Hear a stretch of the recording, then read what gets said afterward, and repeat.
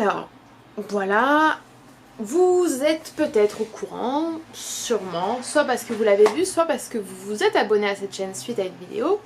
J'avais fait une vidéo avec Esther il y a un certain temps à propos de pourquoi je ne mangeais pas avec des personnes qui mangeaient des animaux à la demande d'Esther. C'était un sujet qui n'avait pas été choisi par moi et du coup j'avais envie d'en reparler un petit peu en détail dans cette vidéo étant donné qu'il ne me semble pas l'avoir fait suite à la vidéo avec Esther et aussi parce que je pense que c'est un point intéressant. J'ai reçu beaucoup de commentaires et beaucoup de messages suite à cette vidéo et même encore maintenant de personnes qui me disent que elles ont elles aussi pris cette décision. D'ailleurs moi j'avais pris cette décision à l'époque après une vidéo de Team Shift que vous connaissez probablement. Si vous le connaissez pas, il y aura ces liens en barre d'infos. Mais d'autres personnes qui me disaient j'ai pris cette décision moi aussi, et d'autres personnes qui me disaient j'aimerais prendre cette décision mais je sais pas exactement comment l'amener, et d'autres personnes qui demandaient des précisions. Et la formule un peu choc qui a été retenue c'est je ne mange pas avec toi si tu manges du cadavre. Alors je ne renie absolument pas ce que j'ai dit, hein, la viande c'est des cadavres, mais je pense qu'il y avait d'autres phrases à retenir de mon discours ou de ma pensée que celle-là qui était en fait un peu choc et qui sert plus à,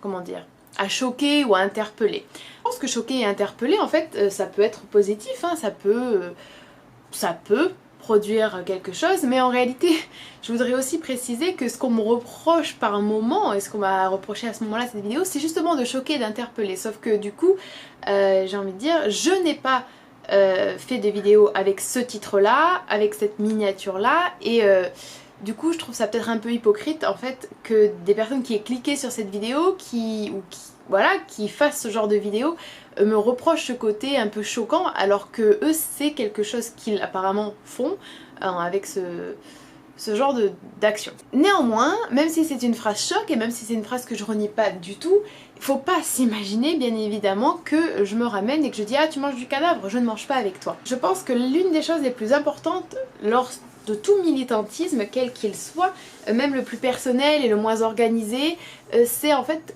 de s'adapter. C'est-à-dire qu'il faut s'adapter sans pour autant se conformer, se soumettre et se départir en fait de son engagement, de sa parole et de son but premier. Et je rappelle que le véganisme, ça a un but. Le véganisme, c'est pas juste j'arrête de manger des animaux. Le véganisme, c'est l'espérance et la revendication d'une fin de l'exploitation animale. Donc voilà. Mais c'est s'adapter, c'est-à-dire que si je suis avec ma famille, que je connais depuis longtemps, avec qui j'ai des rapports très différents de ceux que je pourrais avoir des collègues de travail, avec des amis, des connaissances, des personnes de la fac, etc. Évidemment que je vais par exemple me permettre d'être plus rentre-dedans, d'être plus direct, d'être plus honnête. C'est sans doute au fur et à mesure du temps également que cela se passe, c'est-à-dire que maintenant étant végane et ça fait 11 ans, on va dire 10 ans que je ne mange plus d'animaux, mes parents le savent, mes parents ont été éduqués, mes parents ont regardé des documentaires, mes parents ont lu des articles, mes parents m'ont parlé, etc.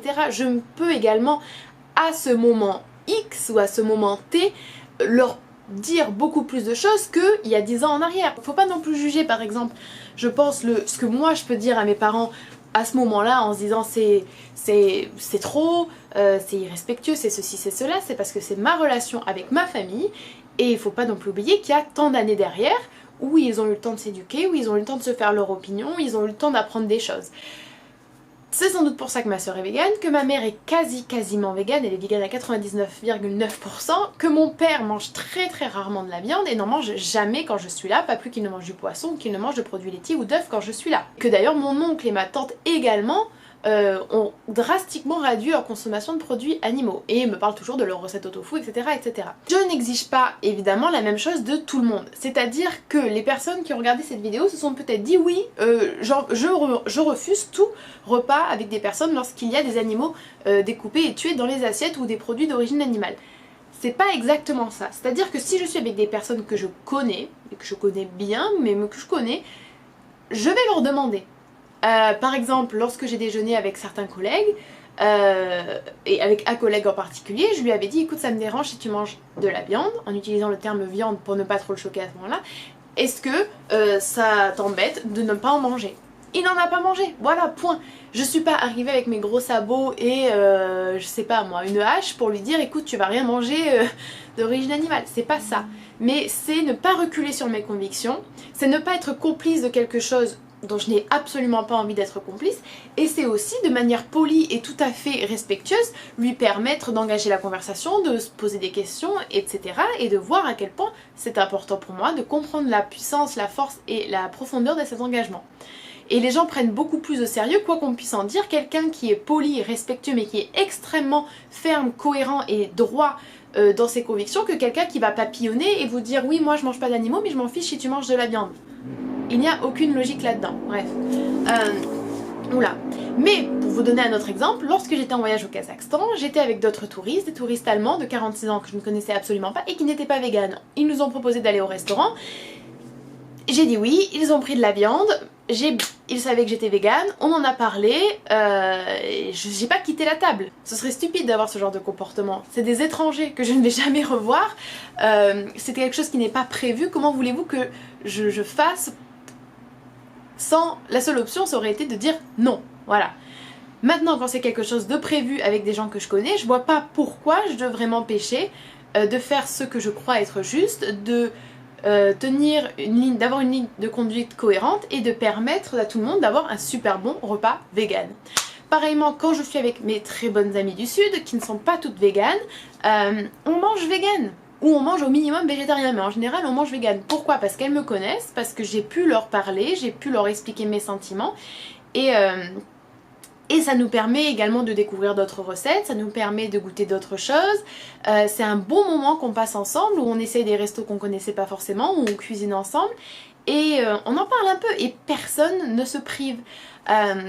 Donc voilà, c'est une question de s'adapter. J'aurais pas envie qu'on s'imagine, enfin j'aurais pas envie, dans l'absolu je m'en tape, mais j'ai vu également une autre personne, je sais plus du tout qui c'est, un homme oui, qui avait fait une vidéo intitulée « Je ne mange pas avec toi si tu manges du cadavre », reprenant, je pense, cette vidéo et la phrase que j'avais sans doute prononcée dans la vidéo d'Esther, où il disait que c'était peut-être parce que lorsqu'on était nouveau dans le végétarisme, dans le véganisme, on était très fougueux, etc. Alors je ne suis absolument pas nouvelle là-dedans, au contraire, mais je pense que c'est plutôt au fil des années, si on est vraiment cohérent et qu'on s'informe continuellement, qu'on développe une certaine forme d'intransigeance et peut-être...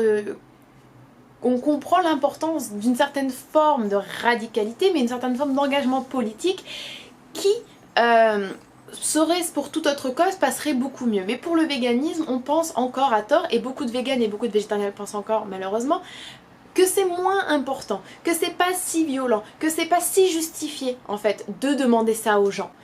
Moi je ne l'impose pas, je le demande. Par contre, il est vrai que si c'est des gens que je connais bien, et qu'ils me disent non, ça ne m'est jamais arrivé, mais sans doute parce que malgré ce que apparemment certaines personnes peuvent penser, j'arrive à faire passer le message de manière très positive, mais si jamais cette personne-là devait me dire non, désolé, on va pas manger vegan, je leur dirais ok, écoutez, c'est votre choix, en cas on se retrouve après pour boire un verre, ou on va se faire un ciné après, on se retrouve après.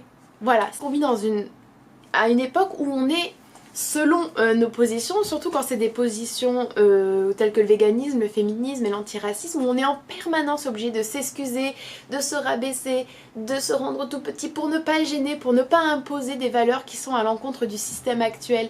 Mais il ne faut pas avoir peur de s'imposer, il ne faut pas avoir peur de dire non, je suis pas d'accord, non, ça me choque, non, je ne participerai pas à cela.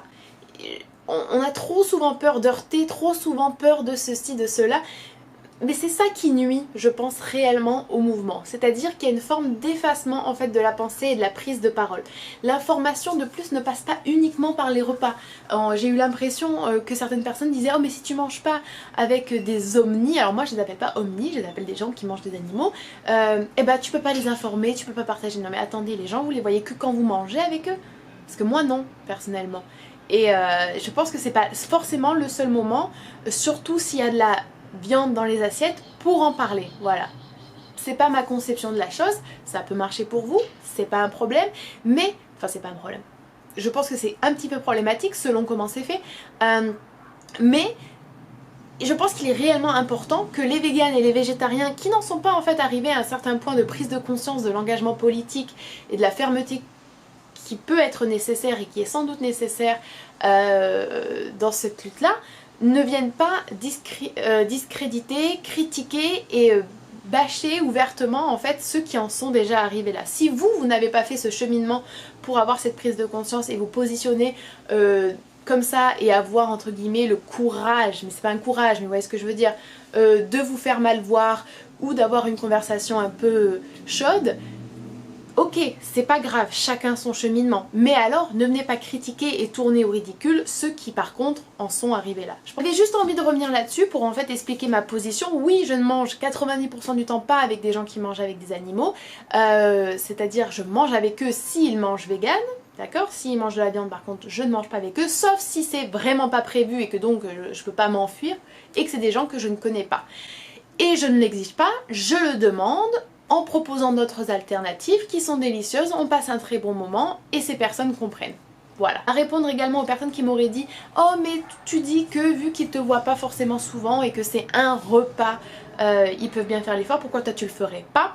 Les choses ne sont pas forcément égales parce qu'elles portent le même nom, c'est-à-dire que effort et effort ne sont pas forcément synonymes et n'ont pas la même valeur s'ils n'impliquent pas les mêmes choses, s'ils ne provoquent pas les mêmes choses et s'ils n'ont pas les mêmes raisons. Pareil pour violence et violence d'ailleurs, ça c'est quelque chose dont j'aurais envie de parler dans le futur. C'est-à-dire que eux ça ne leur coûte rien, ça ne leur fait pas de peine, ça ne va pas à l'encontre de leurs valeurs, ça ne les oblige pas à voir un cadavre, d'accord, qu'ils ne voudraient pas voir. Eux, ça, le seul truc, c'est qu'ils mangent différemment. Moi, ça me fait de la peine, ça m'oblige à aller à l'encontre de mes valeurs, ça me donne une image négative des personnes avec qui je partage un repas, donc c'est vraiment pas égal. Voilà, je vais m'arrêter là parce que la vidéo est assez longue, j'espère que ça aura été surtout une vidéo d'encouragement en fait pour les personnes qui ont envie d'être un peu plus, comment dire, de s'affirmer un peu plus dans leur véganisme ou leur végétarisme. C'est très important de le faire. Vous ne perdrez pas vos véritables amis, ni les personnes que vous aimez véritablement et qui vous aiment véritablement. Si vous le faites avec sourire, politesse, bienveillance et des informations à donner derrière, il n'y a pas de souci. Voilà. Réellement, faut pas avoir peur et faut pas se laisser avoir par toutes ces autres personnes qui vous disent mais il faut donner une bonne image du mouvement et ceci et cela. Franchement, je vais en reparler dans ma vidéo sur le véganisme et politique, mais voilà, c'est une illusion de croire cela, très honnêtement, et je suis une personne qui avant n'était pas comme je le suis maintenant, hein. J'ai fait un cheminement, donc je parle en connaissance de cause, entre guillemets. Voilà, c'est tout ce que j'avais à dire, j'espère que ça vous aura intéressé, et je vous dis à la prochaine. Bye bye!